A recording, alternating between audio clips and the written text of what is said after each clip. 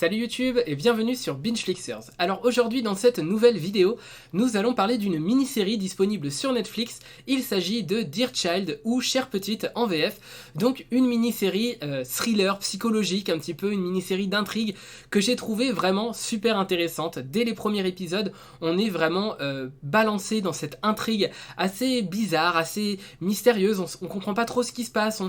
Voilà, on sait pas trop où on est un petit peu perdu, ça fait un peu peur, mais en même temps c'est super prenant, vraiment du début à la fin, cette mini-série vous donne juste trop envie de dévorer les épisodes les uns après les autres, c'est super difficile de s'arrêter, et franchement, alors heureusement que ça ne fait que 6 épisodes et pas 8 ou 9 notamment, parce que sinon ça aurait été très très long à regarder tout d'affilée comme ça, mais personnellement, quand j'ai commencé cette série, je n'ai pas pu m'arrêter de la regarder de la soirée, tellement j'étais pris par l'intrigue, pris par les épisodes, franchement c'est super cool. Après il y a quelques moments malheureusement au milieu de la série où c'est un petit peu plus mou, mais globalement ça se laisse quand même très bien regarder. Donc globalement, de quoi ça parle? Alors, je ne sais pas si vous connaissez le film Room, qui était sorti, je crois, dans les années entre 2010 et 2020. C'est un film un peu un huis clos, où on a des personnages qui sont enfermés dans une maison, ou plutôt enfin, je sais même pas si c'est une maison, mais vraiment un tout petit endroit, et ils vont essayer de s'échapper, parce que ils sont vraiment maintenus captifs ici par un homme, et là, c'est totalement exactement le même pitch au début, c'est-à-dire qu'on a une mère et sa fille qui sont maintenus captifs dans une sorte de maison où tout est très rythmé, c'est-à-dire qu'on peut aller aux toilettes seulement à cette heure, seulement à cette heure-là. Le monsieur, donc la personne qui les maintient captives, ne vient qu'à une certaine heure pour leur donner une barre énergétique, ils mangent pas forcément à leur faim, il faut que la femme fasse la cuisine exactement à une heure précise, tout se passe comme ça, tout est très rythmé, et par moment, il y a même des coupures d'oxygène, j'ai l'impression, en tout cas, on sait pas trop ce qui se passe, mais on a l'impression qu'il y a des sortes soit de coupures d'oxygène, soit c'est les personnages qui font des malaises, mais par moment, comme ça, ils s'endorment et ils sont incapables enfin, ils perdent connaissance, je pense, et voilà, et c'est toute une intrigue comme ça où on est presque à huis clos dans cette maison, dans cet endroit un peu mystérieux, on ne sait pas qui est-ce qui les tient en otage, pardon, on ne sait pas pourquoi, et d'un seul coup, c'est vers le tout début, hein, c'est pas un spoil, c'est vraiment la base de l'intrigue, et bien ces deux personnages vont réussir à s'échapper.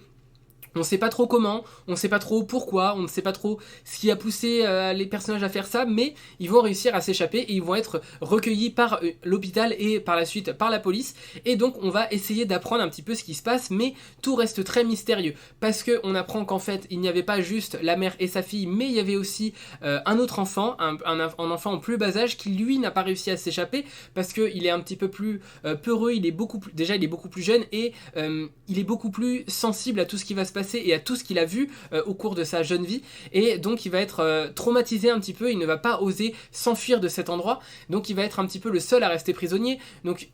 les personnages qui ont réussi à s'échapper vont essayer, alors essayer oui et non, parce qu'ils ont envie en même temps que le petit enfant s'en sorte aussi, mais d'un autre côté ça semble beaucoup plus compliqué. Bon, ils vont réussir au final à faire s'échapper également le petit enfant, et au final, là, on va nous présenter vraiment les personnages et ça va devenir encore plus mystérieux au final, alors qu'on pense qu'on va commencer à résoudre un petit peu l'intrigue, et ben c'est pas du tout le cas. On a vraiment des personnages, notamment la petite fille, qui est vraiment extrêmement mystérieuse. Je crois qu'elle s'appelle Anna, mais elle a une façon d'être qui est vraiment très particulière, comme si elle était très manipulée, comme si elle ne voulait pas trop en dire, comme si elle attendait quelque chose. Voilà, c'est assez étrange, on sait pas trop, ce personnage fait un peu peur, on ne sait pas trop ce qu'il pense, on sait pas trop ce qu'elle veut vraiment faire au fond, est-ce qu'elle veut vraiment s'en sortir, est-ce que elle chercherait pas plutôt, j'ai pas trop envie de spoil la fin parce qu'il y a quand même un certain retournement de situation sur la fin, vraiment un plot twist intéressant, mais globalement voilà, c'est un petit peu l'intrigue de cette mini-série. En tout cas, on a des personnages qui sont maintenus captifs, qui vont s'échapper et qui vont essayer d'aider la police à faire la lumière sur toute cette enquête, mais en même temps qu'ils vont avoir énormément de difficultés à parler parce qu'elles ont été traumatisées, et puis parce que d'une manière générale on ne sait pas trop ce que ces personnages veulent réellement. Donc voilà, c'est un petit mystère un petit peu comme ça, assez intéressant, super passionnant à suivre. Le seul bémol, comme j'ai dit, c'est que vers le milieu de la série, il y a certains épisodes, vers l'épisode 3-4, qui manquent un petit peu d'intérêt, en tout cas je trouve, c'est un petit peu redondant dans la façon dont l'intrigue est tournée, et en fait le principal problème de cette série, c'est le rythme surtout, parce que comme je l'ai dit, au milieu de la série, il y a pas mal de moments un petit peu plus mous, un peu plus redondants, et sur la fin de la série, notamment dans l'épisode 6, tout va très très vite. L'intrigue se résout hyper rapidement, tout va à fond.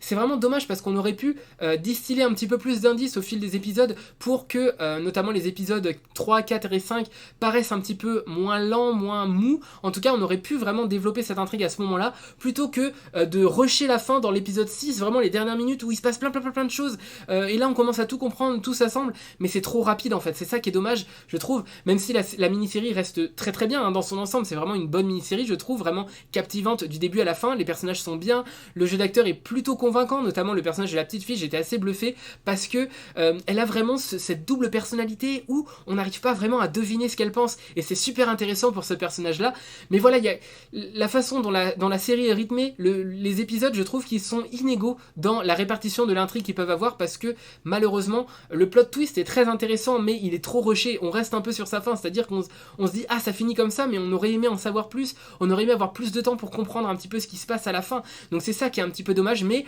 voilà, globalement mon avis sur Chère Petite est que c'est une série que j'ai beaucoup appréciée, que j'ai regardée d'une seule traite, voilà, 6 épisodes ça se regarde assez rapidement, et malgré le fait qu'elle ne faisait que 6 épisodes, c'est une série qui a été vraiment très bien reçue sur Netflix. Alors le début, la première semaine était un petit peu plus moyen, c'est une série sortie un jeudi il me semble, et c'est la 28e meilleure première semaine pour une série du jeudi avec 49 millions d'heures vues, donc c'est un résultat très correct, mais ça aurait pu être plus élevé. Alors le fait que ce soit 6 épisodes, je sais pas si ça joue beaucoup, mais en tout cas pour une mini-série qui a eu le succès qu'elle a eu par la suite, c'est vrai que la première semaine était un petit peu mitigée, mais ensuite elle s'est rattrapée parce que la deuxième semaine a été excellente, je crois qu'elle a cumulé plus de 70 millions d'heures vues, donc c'est une excellente progression, assez impressionnante d'ailleurs, je crois que c'est une des meilleures progressions pour une série sortie un jeudi sur Netflix en deuxième semaine, et ensuite ça a continué comme ça à très très bien se maintenir dans les classements, ça a passé 6 semaines dans le top 10 quand même si c'est pas le top 10 des séries anglophones, mais plutôt le top 10 des séries non anglophones dans lequel il est plus facile de rester plus longtemps, mais voilà, 6 semaines quand même, c'est assez remarquable pour le souligner, et d'autant plus que comme je l'ai dit, la série s'est très très bien maintenue, à tel point qu'au bout de 4 semaines, c'était la 14e meilleure série du jeudi, la plus vue, c'est-à-dire que parmi toutes les séries sorties un jeudi, et bien au bout de 4 semaines, c'est la 14e série qui a été la plus vue parmi ces séries-là, avec un total de 199 millions d'heures vues, malheureusement juste en dessous les 200 millions, mais les 200 millions qu'elle a atteint par la suite, avec le visionnage qui s'est continué au fil des semaines, même après 4 semaines, c'est vrai que moi je retiens les chiffres que des 4 premières semaines, parce que avant la méthodologie Netflix c'était surtout ça, les 28 premiers jours, mais voilà, au fil du temps, les gens ont continué à regarder cette mini-série, et donc ça a largement dépassé les 200 millions d'heures vues. Donc voilà, globalement c'est vraiment une très très bonne mini-série, voilà, que je vous recommande parce que moi je l'ai beaucoup appréciée, pleine de suspense, donc si vous aimez un petit peu ces ambiances un petit peu à la fois mystérieuses mais en même temps pleine de suspense, vraiment un thriller psychologique, c'est assez intéressant, même si voilà, comme j'ai dit, ça ressemble un petit peu à Room, c'est un petit peu du déjà vu, mais ça reste super intéressant à suivre, et c'est une série que je vous recommande. Voilà, donc je ne sais pas si vous avez vu Chère Petite ou Dear Child sur Netflix, en tout cas si c'est le cas, n'hésitez pas à me dire ce que vous en avez pensé dans les commentaires, c'est toujours un plaisir pour moi de vous lire, et sur ce je vous dis à la prochaine pour une prochaine vidéo. Salut YouTube!